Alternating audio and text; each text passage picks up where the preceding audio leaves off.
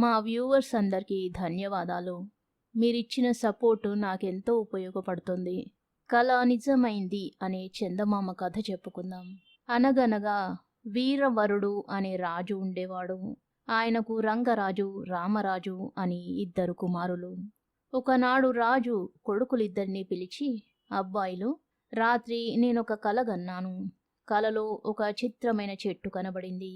దానికి రాగి వేళ్ళు, వెండి మొదలు, బంగారపు కొమ్మలు, పచ్చటి ఆకులు, ముత్యాల వంటి మొగ్గలు, పగడాల వంటి పళ్ళు ఉన్నాయి.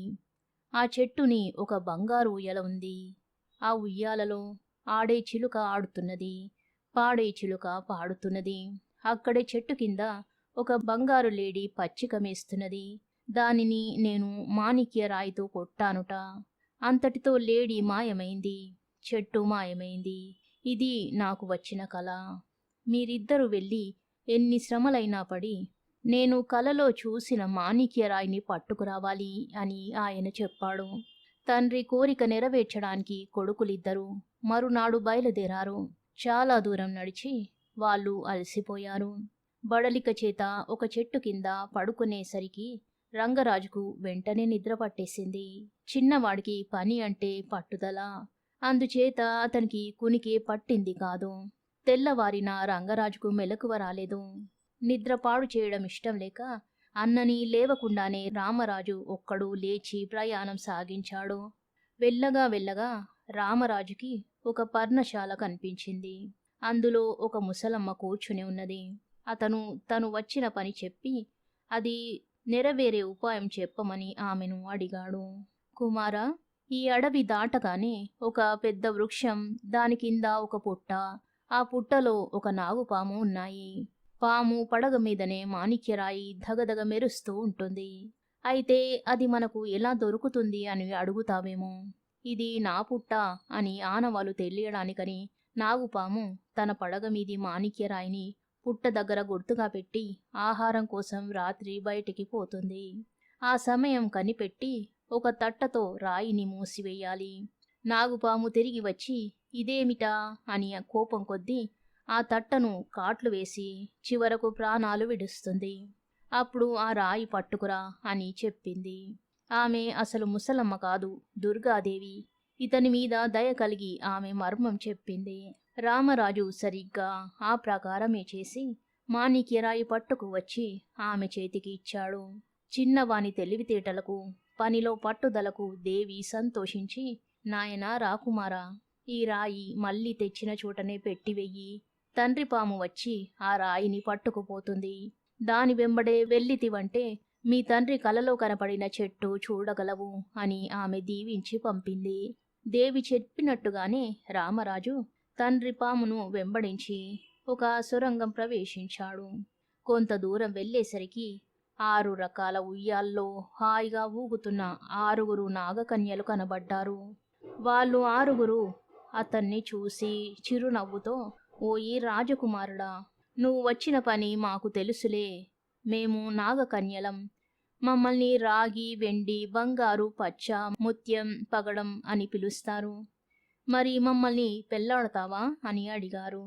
నేను వచ్చిన కార్యం నెరవేరితే గాని నా మనసు మరొక పని మీదికి పోదు. పెళ్లి మాట తరువాత చూసుకుందాము అన్నాడు రామరాజు.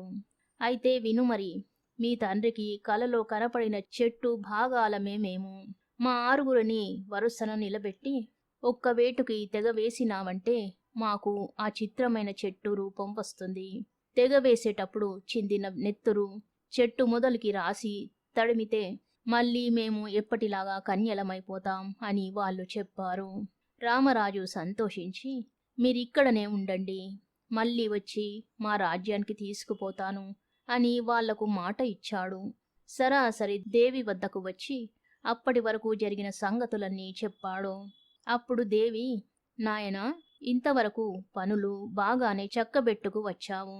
ఇంకా కలలో మీ తండ్రి కొట్టిన బంగారు లేడిని గురించి చెబుతా విను. అది నిజమైన లేడి కాదు. ఈ అడవిలో తిరిగే ఒక మాయా రాక్షసి. కనబడిన మనిషినల్లా అది గుహలోకి తరుముకుపోతుంది. మోహిని రూపంతో వచ్చి పగడపు పందెం వేయమని పురిగొల్పుతుంది. పందెంలో మోసం వల్ల తనకే గెలుపు వచ్చేటట్టు చేసుకుని ఓడిపోయిన వాళ్ళని చెరలో పెడుతుంది. అది ఎలా మోసం చేస్తుందంటే దాని దగ్గర ఒక పిల్లి ఉన్నది. పిల్లి తల మీద ఒక దీపం పెట్టి దీపం తాలూకు క్రీనీడలోకి పాచికలు వేస్తూ ఉంటుంది. ఆ చీకటిలో పిల్లి పాచికలను రాక్షసికి కావలసినట్టు మారుస్తూ ఉంటుంది. అయితే దీనికొక ఉపాయం చెబుతా. నీ వెంట ఒక ఎలుకను కూడా తీసుకువెళ్ళి పందెం సమయంలో దాని ముందు వదిలిపెట్టు. ఎలుకను చూడగానే పిల్లి దాని వెంట పడుతుంది. ఇంకేముంది, దాని ఆట కడుతుంది. మోహిని నీకు లొంగిపోయాను అంటుంది. దేవి చెప్పిన ప్రకారమే నడుచుకుని రామరాజు పందెంలో మోహినిని ఓడించాడు. అంతేకాదు పందెంలో ఓడిపోయిన చెరసాలలో ఉన్న తన అన్న రంగరాజుని కూడా విడిపించాడు. మళ్ళీ వచ్చి దేవితో అప్పటి వరకు జరిగిందంతా చెప్పాడు. అప్పుడు దేవి తన నిజ రూపం దాల్చి, కుమారా, నేను చెప్పినట్టుగా చేసినందుకు చిత్రమైన చెట్టు, బంగారు లేడి, మాణిక్యరాయి కనబరిచాను. ఇంకా ఆడే చిలుక, పాడే చిలుక కావాలి కదా నీకు, వాటిని నేను చూపించలేను. ఇక్కడికి ఆమడ దూరంలో ఉన్న మా అక్కయ్య చూపించగలదు అని చెప్పి ఆమె పేర ఒక ఉత్తరమిచ్చి అంతర్ధానమయ్యింది. రామరాజు ఆ ఉత్తరం పట్టుకొని పెద్ద దుర్గాదేవి వద్దకు వెళ్ళాడు. ఆమె కూడా చెల్లెలిలాగానే ఒక ముసలిదాని రూపంలో రామరాజుకు కనబడింది. నాయనా, సప్త సముద్రాలకు అవతల ఒక కొలను ఉన్నది. రోజు ఒక దేవకన్య అక్కడికి స్నానానికి వస్తుంది. స్నానం కాగానే కొలనులో ఉండే తామరాకు మీద చీరపరుచుకొని ఆమె నిద్రపోతుంది. తామరతూడుతో సహా ఆమెను జాగ్రత్తగా తీసుకురా అని చెప్పి దేవి అతడిని ఒక చిలుకగా మార్చి పంపింది. చిలుక రూపంలో ఉన్న రామరాజు 7 సముద్రాలు దాటి వెళ్ళి కొలను చేరుకున్నాడు. అక్కడ ఒక చెట్టు కొమ్మ మీద పొంచి ఉండి దేవకన్యకు నిద్ర పట్టగానే తామరతూడును జాగ్రత్తగా తుంపి దేవకన్యతో సహా తెచ్చి దేవికి అప్పగించాడు. ముసలిదాని రూపంతో ఉన్నామే దుర్గాదేవి అనే రహస్యం దేవకన్యకు తెలుసు. అమ్మా, చీర లేనిదే నేను దేవలోకంలోకి ఎలా పోగలను? నా చీర నాకు ఇప్పించు అని దుర్గాదేవిని ప్రార్థించింది. దేవి అప్పుడు నిజరూపం దాల్చి, సరే, నీ కోరిక నెరవేరుస్తాను. నేను చెప్పిన పురుషుణ్ణి పెళ్లాడుతావా అని అడిగింది. అందుకు దేవకన్య, నా మేలు కోరే తల్లివి, ఎప్పుడైనా నీ మాటకు అడ్డు చెప్పగలనా అని తన అంగీకారం తెలిపింది. వెంటనే దేవి ఆమె చీర ఆమెకు ఇచ్చి చిలుక రూపంలో ఉన్న రామరాజును మామూలుగా మార్చివేసింది. ఇద్దరును దీవించి వివాహం చేసి, నాయన రాజకుమారా, నీ తండ్రి కలగన్నటువంటి ఆడే చిలుక, పాడే చిలుక ఎక్కడో ఉన్నాయనుకుంటున్నావు కాబోలు. మీరిద్దరే ఆ చిలుకలు రెండూను. సుఖంగా ఉండండి అని వాళ్ళ చేతులు కలిపి దేవి మాయమైంది. భార్య అయిన దేవకన్యను, 6 నాగకన్యలను, మోహిని రూపంతో ఉన్న మాయాలేడిని తీసుకుని రామరాజు తన రాజ్యానికి వెళ్ళిపోయాడు. మరునాడు వీరవర మహారాజు దర్బారు చేశాడు. దేశదేశాల నుంచి రాజులు, మహారాజులు వచ్చారు. నిండు సభలో చిన్నవాడు తను సంపాదించుకు వచ్చిన మాణిక్యరాయిని తండ్రి చేతులలో ఉంచాడు. నాయనగారు, నన్ను ఈ 6 కన్యలను ఒక్క వేటుకి నరికివేస్తే మీరు కలలో చూసిన చెట్టు కనబడుతుంది. ఖడ్గానికి అంటిన నెత్తురుతో చెట్టు మొదలు తడిమితే మాకు మళ్ళీ మామూలు స్వరూపాలు వచ్చేస్తాయి అని చెప్పాడు. రామరాజు చెప్పినట్టుగానే వీరవరుడు చిన్న కొడుకును, నాగకన్యలను ఒక్కవేటుకి నరికివేశాడు. తనకు కలలో కనిపించినట్టే సరిగ్గా రాగి వేళ్ళు, వెండి మొదలు, బంగారపు కొమ్మలు, పచ్చల ఆకులు, ముత్యాల వంటి మొగ్గలు, పగడాల వంటి పళ్ళు కలిగిన ఆ చిత్రమైన చెట్టు కనబడింది. ఆ చెట్టుని ఒక బంగారు ఉయ్యాల వేలాడుతున్నది. అందులో ఆడే చిలుక ఆడుతూ, పాడే చిలుక పాడుతూ ఉన్నాయి. అక్కడే చెట్టు కింద బంగారు లేడి పచ్చిక మేస్తున్నది. మేస్తున్న లేడిని వీరవర మహారాజు గురి చూసి తన వద్ద ఉన్న మాణిక్యరాయితో కొట్టాడు. మోహిని మాయమైంది. వెంటనే ఖడ్గానికి పట్టి ఉన్న నెత్తురుతో చెట్టు మొదలు తడిమేసరికి కనుపండువగా చిన్న కుమారుడు, 6 కన్యలు మామూలు రూపంలో కనబడ్డారు. వీరవర మహారాజుకి ఇటువంటి వింత కల రావడం, పైగా కలలో జరిగినవన్నీ నిజం కావడం చూసి దేశదేశాల నుంచి వచ్చిన రాజులందరూ ఆశ్చర్యపడ్డారు. చిన్న కుమారుడు చేసిన ఘనకార్యానికి మెచ్చి వీరవరుడు తన రాజ్యం అతనికి పట్టం కట్టాడు. అతనికి 6 నాగకన్యలను ఇచ్చి అతి వైభవంగా పెళ్లి చేసి తాను చీకు చింత లేకుండా హాయిగా విశ్రాంతి తీసుకుంటున్నాడు. కథ సమాప్తం. వైద్య సహాయం అనే మరో కథ చెప్పుకుందాం. ఒకనాడు పాపన్న ఏదో పని మీద వీధి వెంబడి పోతుండగా ఒక ఇంటి ముందు నిలబడి ఉన్న చిన్నపిల్ల, అయ్యా, ఒక చిన్న సహాయం చేస్తారా అని అడిగింది. తప్పకుండా చేస్తానమ్మా, ఏం కావాలి అని పరోపకారి పాపన్న ఆ పిల్లను అడిగాడు. అరుగు మీద ఆ పిల్ల తల్లి పడుకుని ఉన్నది. ఆమెకు జ్వరం, కాళ్ళు నిస్సత్తువగా ఉండడం చేత లేచి లోపలికి వెళ్ళలేని స్థితిలో ఉంది. ఎవరైనా సహాయం పట్టి ఆమెను లోపలికి చేర్చాలి. పాపన్న జబ్బు మనిషిని మెల్లగా లేవదీసి లోపలికి తీసుకుపోయి పక్క మీద పడుకోబెట్టి, జబ్బుకు మందు తీసుకుంటున్నారా అని అడిగాడు. లేదు నాయనా, మా బోటి వాళ్ళం, మందులు మాకులు ఎక్కడ కొనగలం? మందు లేకుండానే జబ్బు దానంతటా అది నయం కావలసిందే అన్నది జబ్బు మనిషి. మీ నాన్నగారెక్కడమ్మా అని పాపన్న చిన్నపిల్లను అడిగాడు. మా నాన్న బస్తీలో ఉంటాడు, వారానికొకసారి వస్తాడు అన్నది పిల్ల. జబ్బుకు మందు లేకపోతే ఎలాగా అంటూ పాపన్న అక్కడి నుంచి వైద్యుడి ఇంటికి బయలుదేరి వెళ్ళాడు. ఆ గ్రామానికి ఆయన ఒక్కడే వైద్యుడు. వైద్యుడింటి తలుపు మూసి ఉన్నది. పాపన్న తలుపు తట్టిన మీదట కుర్రవాడొకడు తలుపు తెరిచి ఏం కావాలి అని అడిగాడు. వైద్యుడు గారు అని పాపన్న అంటుండగానే ఆ కుర్రవాడు చెయ్యి ముందుకు చాచాడు. ఆ అభినయం అర్థం కాక పాపన్న ఏం కావాలి అని అడిగాడు. మీకు తెలీదా? వైద్యుడి గారిని చూడాలంటే నా చేతిలో ఒక పావలా పెట్టాలి, ఆయనతో మాట్లాడాలంటే మరో పావలా ఇవ్వాలి, మందు కూడా కావాలంటే మరి 2 పావలాలు అన్నాడు కుర్రవాడు. పాపన్న కుర్రవాడి చేతిలో ఒక పావలా పెట్టి లోపలికి ప్రవేశించాడు. అతన్ని చూడగానే వైద్యుడు చెయ్యి చాచాడు. పాపన్న ఆయన చేతిలో ఇంకో పావలా పెట్టాడు. పాపన్న చెప్పినదంతా విని వైద్యుడు, నేను వచ్చి రోగిని చూడాలంటే 8 పావలాలు ఇవ్వవలసి ఉంటుంది అన్నాడు.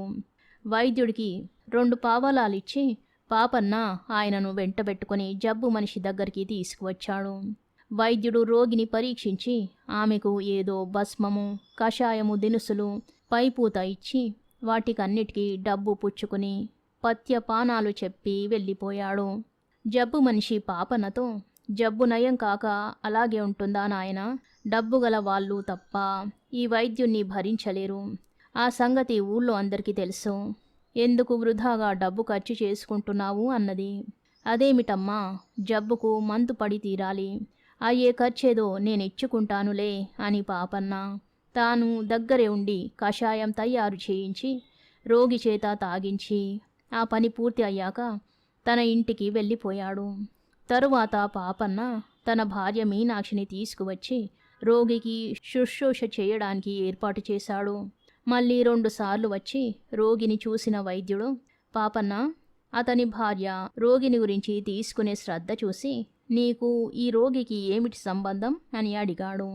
ఆవిడ మనిషి, నేను మనిషిని, అంతకు మించి సంబంధమేమి కావాలి అన్నాడు పాపన్న. పాపన్న అతని భార్య అమాయకులని, వాళ్ళు ఊళ్ళో వాళ్ళ కోసం తమ డబ్బంతా ఇలాగే తగలేసుకుంటారని వైద్యుడు అనుకున్నాడు. 4 రోజులలో రోగికి వ్యాధి నిమ్మలించింది. ఈ సంగతి చెప్పి పథ్యం మార్పులేమైనా ఉంటే తెలుసుకుందామని పాపన్న వైద్యుడింటికి వెళ్ళాడు. వైద్యుడు తన ఇంటి వద్ద విచారంగా కూర్చుని ఉన్నాడు. ఏమండి, అలా దిగులుగా ఉన్నారు అని పాపన్న ఆయనను అడిగాడు. ఈ ఊరి వాళ్ళంతా వట్టి పాపిష్టి వాళ్ళు, చిన్న మెత్తు సహాయం చెయ్యరు, మందుకు మాత్రం వస్తారు అన్నాడు వైద్యుడు. ఏం సహాయం కావాలో చెప్పండి, నేను చేస్తాను అన్నాడు పాపన్న. నీవేం సహాయం చేస్తావు? ఆవును మోసుకుపోవాలి, మోస్తావా అని అడిగాడు వైద్యుడు. సాధ్యమైతే మోస్తాను. అసలు సంగతేమిటి? ఆవు ఎక్కడున్నది అంటూ పాపన్న పైబట్ట తీసి నడుముకు బిగించాడు. జరిగినదేమంటే వైద్యుడి ఆవు ఇంటి పక్కన గడ్డి మేస్తూ పక్కన ఉన్న పల్లంలో పడిపోయింది. ముందు కాళ్లకు బాగా దెబ్బ తగిలింది. దాన్ని పక్క గ్రామంలో ఉండే పశువుల వైద్యుడి దగ్గరికి చేర్చాలి. అది లేచి నిలబడలేదు గనక దాన్ని ఎవరైనా మోసుకుపోవాలి. ఆవును మొయ్యడానికి రమ్మని వైద్యుడు ఊళ్ళో వాళ్ళను పిలిచాడు. డబ్బిస్తానన్నా కూడా ఒక్కరూ రాలేదు. ఈ విషయమంతా విని పాపన్న వైద్యుడితో, ఆవును మోసుకుపోయే పని నేను చూస్తాను, మీరేమీ విచారపడకండి అని చెప్పి తన భార్య మీనాక్షిని పిలుచుకువచ్చాడు. ఆవును వెదురుగడల చట్రం పైన పడుకోబెట్టి దాన్ని పాపన్న మీనాక్షి కలిసి ఎత్త ప్రయత్నించారు. మీరు కూడా ఒక చెయ్యి వెయ్యండి అన్నాడు పాపన్న. నేనా అని వైద్యుడు దిక్కులు చూశాడు. కానీ సహాయం వెళ్ళలేదు. పాపన్న మీనాక్షి కలిసి అమిత ప్రయాసతో ఎలాగో ఆవును పశువుల పాక నుంచి బయటికి తెచ్చారు. బయట కొందరు నిలబడి జరిగేదంతా చూస్తున్నారు. వారిప్పుడు ముందుకు వచ్చి, పాపన్నగారు మీరుండండి, మీ బదులు మేమే మోస్తాం. ఈ వైద్యుడి గారి కోసము, ఆయన ఇచ్చే డబ్బు కోసము అయితే మొయ్యంగాని మీరు శ్రమ పడుతుంటే చూస్తూ ఊరుకుంటామా అన్నారు. వాళ్ళు ఆవును పొరుగురు పట్టుకుపోయి పశువుల వైద్యుడి చేత దానికి చికిత్స చేయించి మళ్ళీ తీసుకువచ్చారు. వైద్యుడు వారికి డబ్బివ్వబోయాడు. కానీ వారు తీసుకోక, అయ్యా, డబ్బే ప్రధానం కాదు, ఊరికింత ఉపకారం చేయడం నేర్చుకోండి, అంతే చాలు అన్నారు. కథ సమాప్తం. శుభం.